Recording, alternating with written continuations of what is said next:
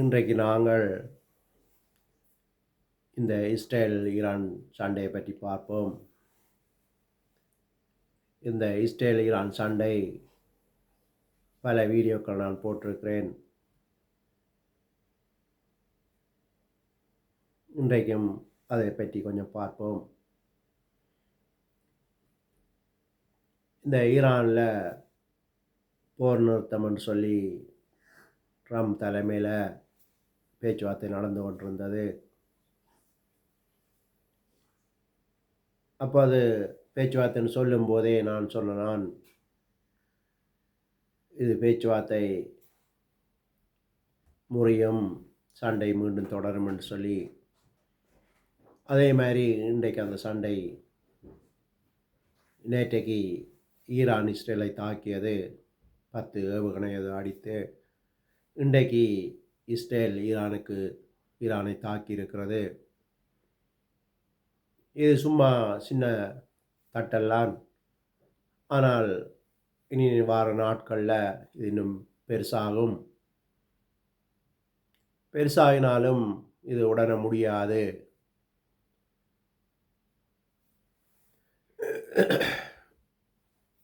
உங்கள் எல்லாருக்கும் தெரியும் இந்த சண்டை எப்போ துவங்கியது என்று சொல்லி. இஸ்ரேல் காசா சண்டை அக்டோபர் 7 ஹமாஸ் போய் இஸ்ரேலை தாக்கியது தான் ஸ்டார்டிங் பாயிண்ட். அதுக்கு பதிலாகத்தான் இஸ்ரேல் இந்த காசாவை அடித்தார்கள். இந்த காசாவை இஸ்ரேல் தாக்கினதுக்கு பக்கத்தில் இருந்த லெபனானில் ஹிஸ்புல்லாண்ட இயக்கம், இவர்கள் எங்களோட சகோதரர், இவர்களுக்கு அடிக்கான்னு சொல்லி அவர்கள் ஏவங்கட்டு வந்தார்கள். அதுக்கு பிரதான் அது லெபனானையும் இஸ்ரேல் தாக்கினார்கள். அந்த லெபனானை தாக்கினதுக்காக ஈரான் வந்தது. அதுக்கு பிறகு இந்த ஹவுதிகள் வந்தார்கள்.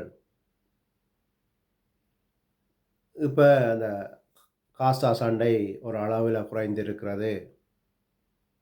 60-70% காசாவை இஸ்ரேலர் பிடித்திருக்கிறார்கள். ஆனாலும் சண்டை முடியவில்லை. இப்போதைக்கு முடியாதது. நான் சொல்லுறேன் இன்னும் எத்தனை வருடம் இருக்குதுன்னு சொல்லி. அதைத் தொடர்ந்து லெபனான்லேயும் இப்போ இஸ்ரேல் தாக்கி அந்த இடத்தையும் பிடிக்கிறார்கள். அதே மாதிரி ஈரானையும் தாக்கினார்கள். பல கட்டடங்களை அடித்துடைத்தார்கள். இப்படியாக இன்னும் 4 வருடமும் 4 மாதத்துக்கும் இந்த சண்டை நடக்கும். அதை நான் பல வீடியோக்களை சொல்லியிருக்கிறேன். 7 வருடம்தான் இந்த சண்டையின் மொத்த வருடம். அக்டோபர் 7லேருந்து 7 வருஷம். இன்னும் 4 வருஷமும் 4 மாதமும் இருக்கிறது. அதுக்குள்ள இவர்கள் மாறி மாறி எல்லா நாட்டுக்கும் அடிப்பார்கள் இஸ்ரேலர். இதற்கிடையில் இனி நடக்க போகிற காரியம், இப்போ இனி ஈரானை திரும்ப தாக்குவார்கள் இஸ்ரேலர். அதோட முடியாது. அதுக்கு பிறகு ஈரான் பல நாடுகளோடு சேர்ந்து இஸ்ரேலை தாக்க, இஸ்ரேலுக்குள்ளே போகிறதுக்கு வருவார்கள். ஈரான், துருக்கி, இந்த லெபனானில் இருக்கிறவர்கள், ஹமாஸ் இயக்கம், இப்படியாக இவர்களெல்லாம் சேர்ந்து ஒரு பெரிய திரளான கூட்டம், பெரிய படையாக இஸ்ரேலுக்குள்ளே போகிறதுக்காக வருவார்கள். வரும்போது இவர்கள் எல்லாரும், இந்த இஸ்ரேலில் ஒரு பள்ளத்தாக்கு இருக்கிறது, அதில் தான் இவர்கள் எல்லாரும் மறிப்பார்கள். எல்லாரும் ஒட்டுமொத்தமாக அந்த திரளான கூட்டம், திரளான சனங்கள், கடற்கரை மணலை போல சனங்கள், அந்த இராணுவங்கள், இவர்களெல்லாம் அங்கு இறப்பார்கள். இதெல்லாம் இந்த 4 வருடமும் 4 மாதத்துக்குள்ள நடக்கும். அப்போ இறக்கும்போது இந்த இஸ்ரேல் இராணுவம் இவருடைய உடலை எடுத்து அடக்கம் பண்ணுவார்கள். 7 மாதத்துக்கு அந்த உடல்களை எடுத்து இஸ்ரேலர் அடக்கம் பண்ணுவார்களாம். இஸ்ரேல் இராணுவம் இந்த இந்த எதிரி இஸ்ரேலுக்கு எதிரி நாடுகள் இல்லாட்டி எதிரி தீவிரவாதிகள் எதிரானவர்கள் இந்த யுத்தத்துக்கு வாரவர்கள் இஸ்ரேலை தாக்குறதுக்கு இஸ்ரேலை பிடிப்பதற்கு வாரவர்கள் எல்லாரும் அங்கு இறப்பார்கள். 7 மாதத்துக்கு அந்த உடலை இஸ்ரேல் இராணுவம் எடுத்து அடக்கம் பண்ணும். இது இந்த 4 வருடத்துக்குள்ளே நடக்கும். நீ அடுத்த நடக்க போகிற காரியங்கள் இதுதான்.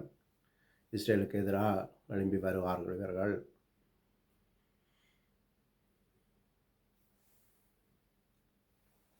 அதாவது சொல்லப்பட்டிருக்கிறது, இஸ்ரவேலர் வெளியில் போய் விறகுகள் இல்லாமல் இவர்களுடைய ஆயுதங்களை எடுத்து எரிப்பார்களாம். உங்களை எல்லாருக்கும் தெரியும், லெபனானில் இஸ்ரேல் குண்டு போடுவது, ஹமாஸில் ஆயுதக்கிடங்கள் இருக்குன்னு சொல்லி, ஹிஸ்புல்லாட ஆயுதக்கிடங்கள் இருக்குன்னு சொல்லி குண்டு போடுதுன்னு சொல்லி கேள்விப்படுறோம், நியூஸ்களை பார்க்குறோம்.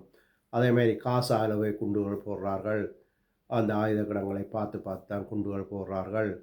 அதேமாதிரி ஈரானில் போய் குண்டுகளை போடுகிறார்கள்.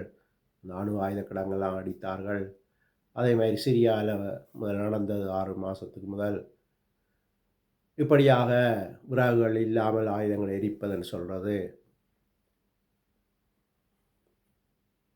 அது அந்த 7 வருடத்தான் அந்த யுத்த கணக்கு. அதான் சொன்னேன், இன்னும் 4 வருடமும் 4 மாதமும் இருக்குன்னு சொல்லி. இதற்குள்ள இந்த 4 மாதமும் 4 வருடமும் 4 மாதத்துக்குள்ள இந்த இஸ்ரேல் பேர் வராமல் அந்த சண்டை முடியாது. Israel Iran, Israel Lebanon, Israel Gaza, Israel ஹவுதிகள், இப்படியாக இந்த இஸ்ரேல் பேர் அடிபடும். இது இன்னும் 4 வருடமும் 4 மாதத்துக்கும் இந்த சண்டை முடியாது. இதனால் தான் அந்த பெட்ரோல் எல்லாம் விலையேறும், அத்தியாவசிய சாமான் எல்லாம் விலையேறும், பஞ்ச காலங்கள் வரும் என்று சொல்லி இன்றைய நாளொரு சிந்தனை நிகழ்ச்சியை முடித்துக் கொள்கிறேன். நன்றி, வணக்கம்.